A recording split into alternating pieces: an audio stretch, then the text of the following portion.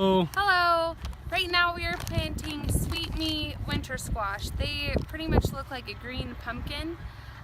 They taste super good. We ended up canning a bunch of it and we make soups and pies and cookies, anything out of it, and it just gives everything a really good flavor.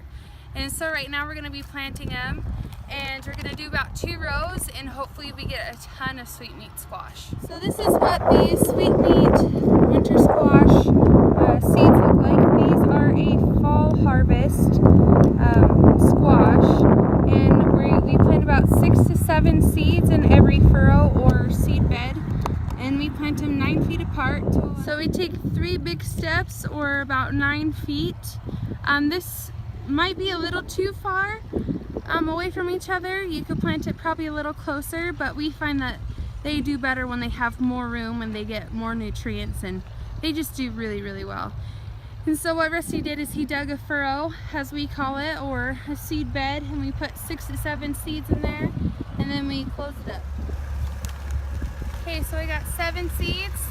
I'm just gonna throw them in there, push the dirt right over it once you get the seeds in your furrow or seed bed, and then you pat down the soil to lock in the moisture to the seeds, and the ridges of the rake help the ground from crusting over too much, and it makes it a lot easier for the seeds to pop up when they germinate. One thing we wanted to point out to everyone is that if you find a seed that you're trying to plant that looks similar to something like this, it probably will not grow.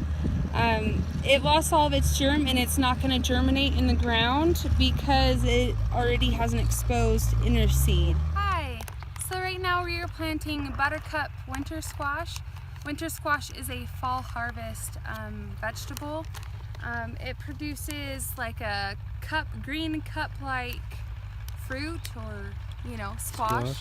And it's green and it has an orange meat on the inside. And what's pretty cool about this is you can plant, or you can bake like a casserole inside of it, and it tastes super good. And so we're planting these, and we're planting about 2 rows, and again you want 6 to 7 seeds per furrow or seed bed, and you want to plant them fairly close together so they help each other bust out of the ground, and so they can germinate really well.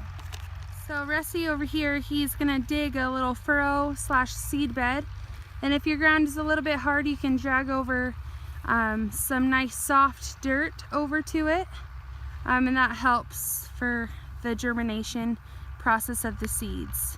And when you plant them, you want about 6 to 9 feet apart. We do 9 feet apart, and this just allows the vines to spread out and produce a lot of squash per plant. Okay, so these are treated so that the bugs don't eat them. So then you just throw them right in the ground, and then you cover them up with a nice soft layer of dirt, about 2 inches. In your furrow, you want to just push the dirt over. You want to get it close to 2 inches on there. 1.5 would probably work really well too. And then you pound it down to lock in the moisture. And the good thing about using a rake versus a hoe is that you create little ribs on the ground. You probably can't see them right now in this dirt, but it makes it so that the ground doesn't crust over too hard, and the seeds can pop up a lot easier.